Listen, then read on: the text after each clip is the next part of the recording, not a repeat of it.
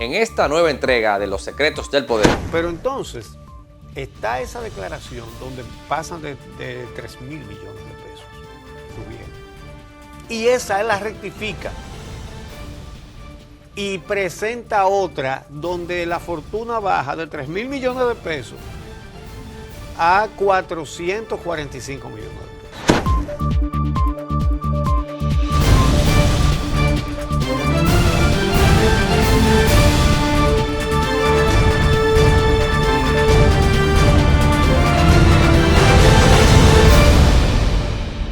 Este programa llega a ustedes gracias a la Fuente de la Juventud. No es como te ves, es como te sientes. Bienvenido a otra nueva entrega de Los Secretos del Poder. La institucionalidad es la base de la democracia, la cual está fundamentada por una división de poderes equitativa y cuya garantía se sustenta por una justicia independiente, proteja el principio elemental de igualdad ciudadana. Sin embargo, este precepto universal encuentra su primera oposición mediante la acción de la justicia, que solo enciende cuando es apoderada por un ministerio público cuya llave es controlada por el presidente de la República. Si esto fuera de doble vía, habláramos de usted. Muchas gracias. Esta facultad arcaica limita el alcance del Poder Judicial y el Legislativo, permitiendo al Ejecutivo blindarse de la justicia e incurrir en la extorsión para favorecer sus propósitos. La segunda obstrucción proviene mediante el rol del Ejecutivo, al encabezar el Consejo Nacional de la Magistratura, organismo designado para escoger a los jueces de la Suprema Corte de Justicia. Ahora que empieza el pleito. La facultad entra en obvia contradicción con la independencia de los poderes estatales.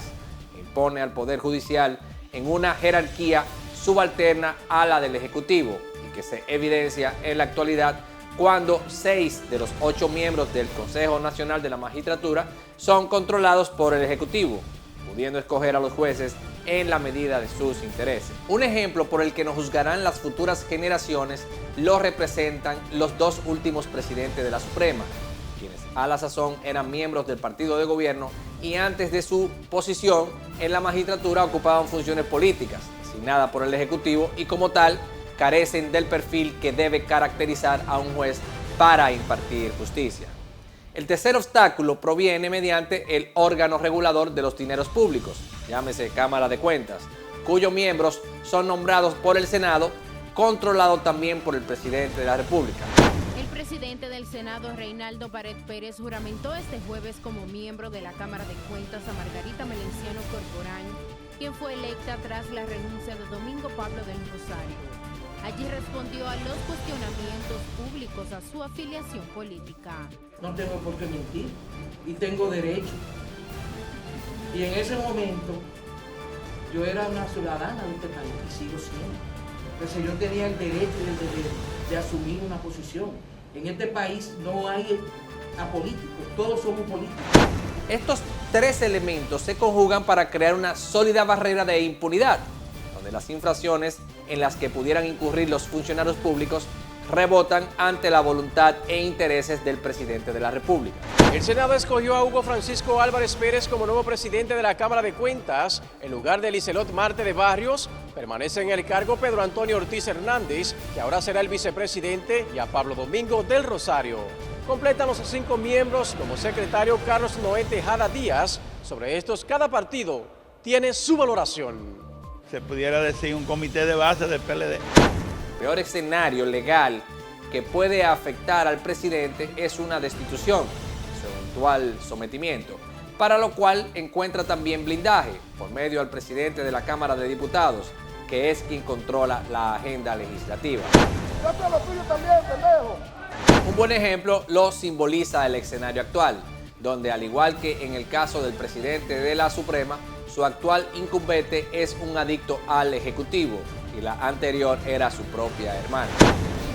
Yo dije el otro día que los dominicanos y dominicanas debemos estar todos detrás de Danilo Medina. Esta convivencia legal en fragante contradicción a la justicia y a la institucionalidad convierten al presidente de la República en un dictador que gobierna bajo un sistema que, lejos de constituir una democracia, constituye una dictadura constitucional. En ningún país puede colocarse en la vía del desarrollo sin un sistema que establezca un régimen de consecuencias para aquellos que en el ejercicio de sus funciones públicas incurran en actos dolosos. Danilo será presidente nuevamente, quiera quien quiera y como sea. Y tienen los votos, diputados, ustedes lo tienen. Están los votos y si no están, se van a conseguir, porque el gobierno no se desafía. ¿Cómo que van a conseguir? Usted no es ninguna tonta. Mirando. Usted sabe aquí los mecanismos que se usan. El poder es el poder. Y el poder no se desafía. Por eso resulta imprescindible la aprobación de una ley que establezca la figura de un fiscal general independiente con el propósito de velar por la protección de los recursos públicos y el rescate de los mismos, bajo una persecución contundente y continua de los infractores. Senador Bautista, usted declaró en el año 1996 que su patrimonio ascendía a 547,000 pesos. Posteriormente, en el año 2010, antes de usted ser investido como senador, declaró que su patrimonio ya ascendía a 16 millones de pesos. En estos momentos, ¿a cuánto asciende su patrimonio, su fortuna? La competencia de este fiscal se circunscribirá exclusivamente a los funcionarios públicos y su jurisdicción serán los tribunales ordinarios en las categorías correspondientes acorde a la jerarquía de los funcionarios, tal y como lo establece la Constitución. Yo lo que dije fue, y están certificadas ahí por Reinaldo Pared, que muchas de las cuentas, la mayoría de las cuentas que ellos están poniendo ahí, son cuentas que se usaban en campaña. En este orden, el Ministerio Público actual continuará ejerciendo su labor bajo el principio por el cual fue creado, defender los intereses de la sociedad, con excepción de cuando se trate de funcionarios públicos, que por la sospecha, por medio al rumor público o la acusación, incurran en actos dolosos que afecten los intereses de particulares o del país. Que quiere decir que yo soy el culpable favorito, porque entonces si yo no lo firmé, ya no son delitos. Entonces deberían de revisarlo, quitamos o traemos quienes lo firmaron. En este orden, el fiscal general independiente debe ser escogido mediante concurso, llevado a cabo por vistas públicas abiertas a los medios de comunicación y donde participen todos los sectores de la sociedad, excluyendo los partidos políticos y las instituciones que representan intereses con fines de lucro. Debe ser asistido y avalado por un representante de la ONU, otro de la OEA y un miembro de Transparencia Internacional. La primera es esa que dice que en una sola cuenta el profesor Camacho tenía 2.858 millones de pesos. 2.858, decía eso en una cuenta de banco. Esa era una de las cosas que tenía, claro, la principal, pero hay muchos millones, aparte de eso, en esa declaración jurada de patrimonio. La aprobación de esta ley deroga la ley 49.1938, aprobada bajo el régimen del dictador Rafael Leonidas Trujillo Molina, que estableció a la Liga Municipal Dominicana, la cual en la actualidad carece de razón de ser y constituye un gasto innecesario que se presta para la supervivencia del clientelismo político y la corrupción. Es precisamente el flagelo que pretende combatir la creación de la figura del fiscal independiente con sus siglas FGI. La aprobación de esta ley deroga además el decreto número 322/97 del 24 de julio del 97 que creó el Departamento de la Prevención de la Corrupción, debido a que esta institución entra en contradicción con el propósito de esta nueva ley, independiza la lucha contra la corrupción estatal. Mira, atiende este tema, que es más importante que esa vaina.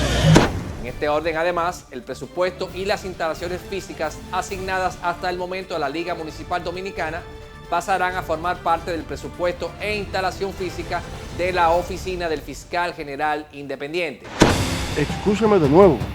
También en esta ley incluimos nuevos mecanismos para la denuncia de actos de corrupción, la protección de sus denunciantes y respectivos incentivos para los ciudadanos que aporten pruebas que concluyan con el sometimiento y condena de los imputados, así como el rescate de los recursos públicos sustraídos.